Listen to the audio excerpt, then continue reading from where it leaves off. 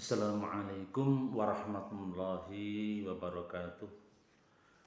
Selamat pagi kawan, ya. Salam ceria dan jangan lupa bahagia. Baik, untuk kali ini saya ingin coba mengajak permenungan atau memberikan motivasi dan informasi yang berkaitan dengan tema yang mengganggu fokus. Yang mengganggu fokus. Masih bersama kami Sukamto Sastro di Mojo Channel. Berkenan untuk tetap komitmen dengan kami, subscribe, jangan lupa tekan tombol loncengnya, like, kemudian share dan komen.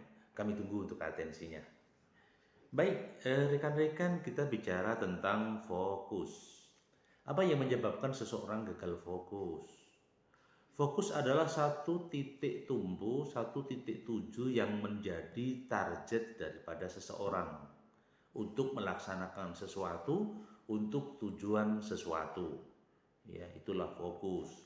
Nah, kendala yang muncul kadang-kala, apakah seseorang bisa istiqomah di dalam fokus, di dalam kegiatannya? Nah, seringkali muncul ketika dia tidak bisa melakukan agenda yang sifatnya fokus. Nah, apa penyebabnya? Yang pertama kali adalah kurang ditetapkan tujuan yang pasti.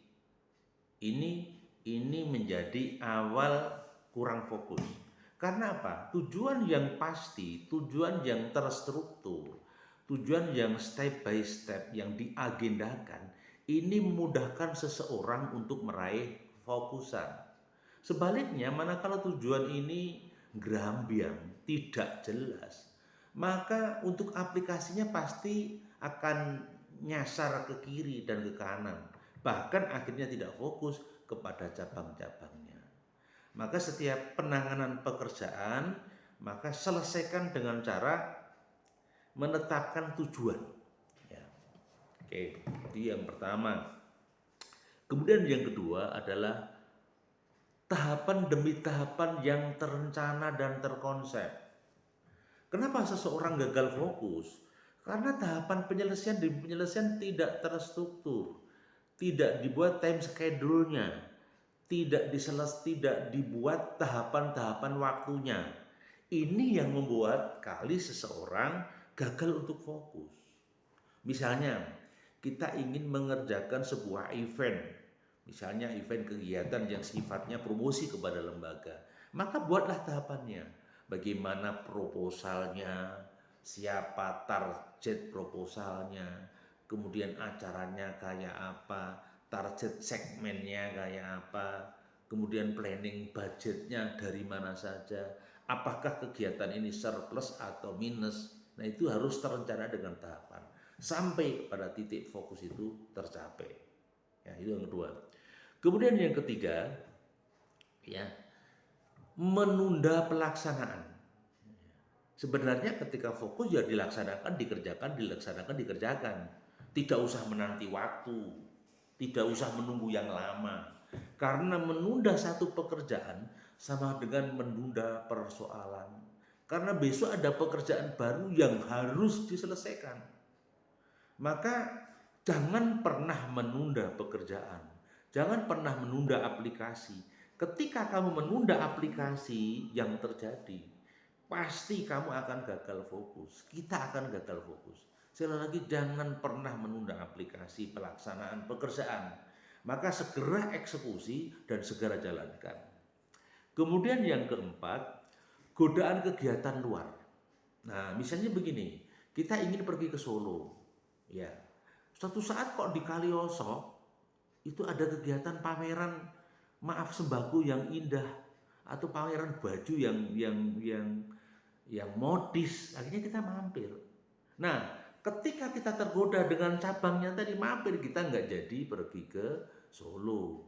Kenapa? Ya tadi, karena godaan dari luar.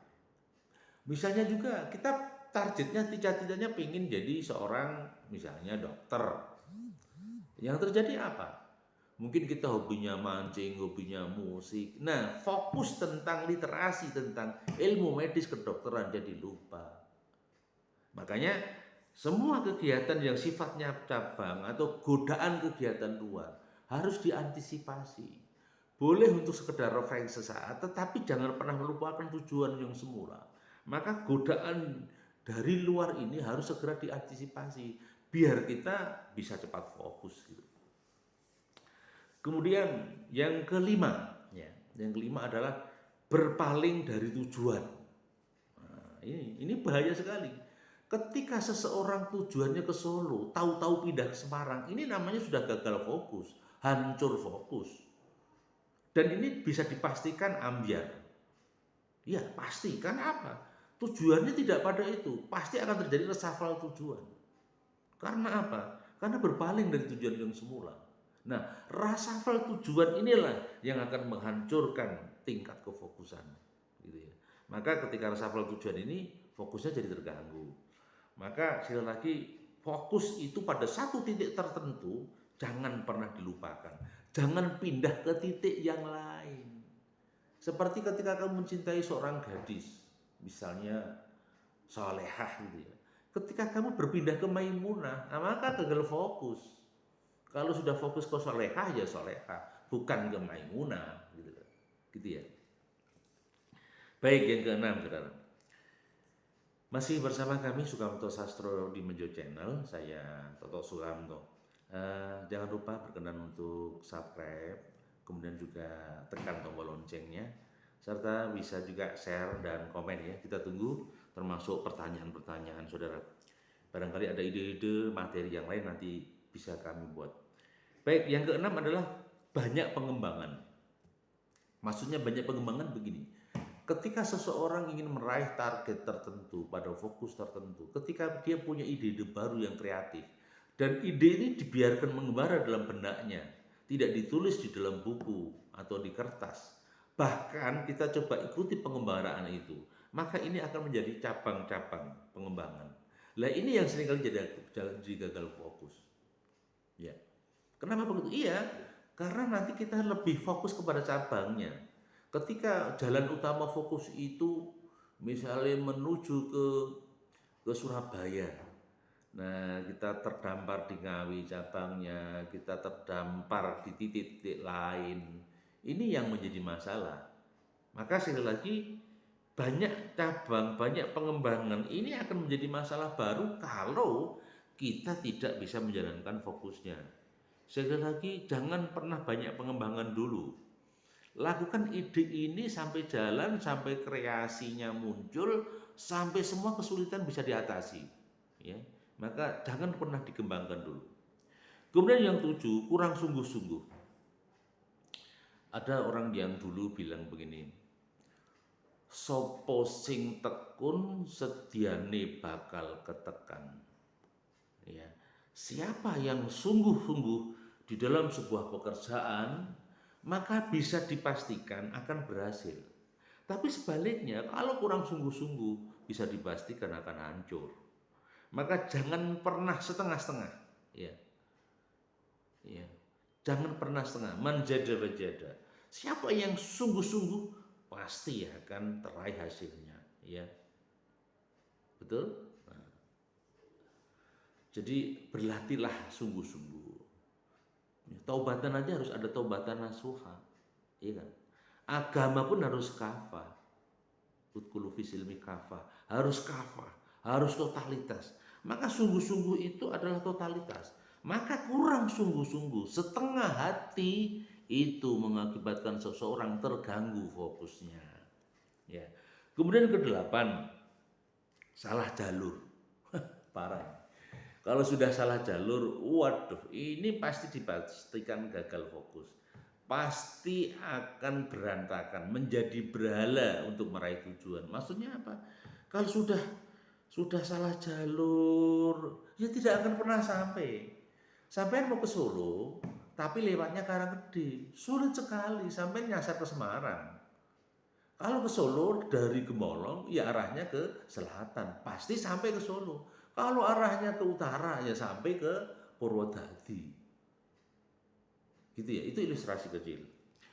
Baik, itu sementara, jadi masih ada durasi yang sedikit ya, mungkin sekitar 10-an menit, semoga ada manfaatnya. Jadi itulah ya beberapa ada 8 item yang mengganggu fokus kita di dalam pekerjaan kita. Maka jangan pernah kita terganggu fokusnya karena hal-hal tadi. Satu, jangan merubah tujuan, tetaplah tujuan. Kemudian yang kedua, supaya kamu fokus, buatlah tahapan yang pasti. Yang ketiga, segera laksanakan, aplikasikan, jangan pernah menunda. Yang keempat, godaan kegiatan di luar harus diminimalisir. Kelima, berpaling dari tujuan jangan sampai terjadi. Kemudian yang keenam, jangan terlalu dikembangkan, banyak kembangan dulu kepada kita sedang proses pada fokus, ya.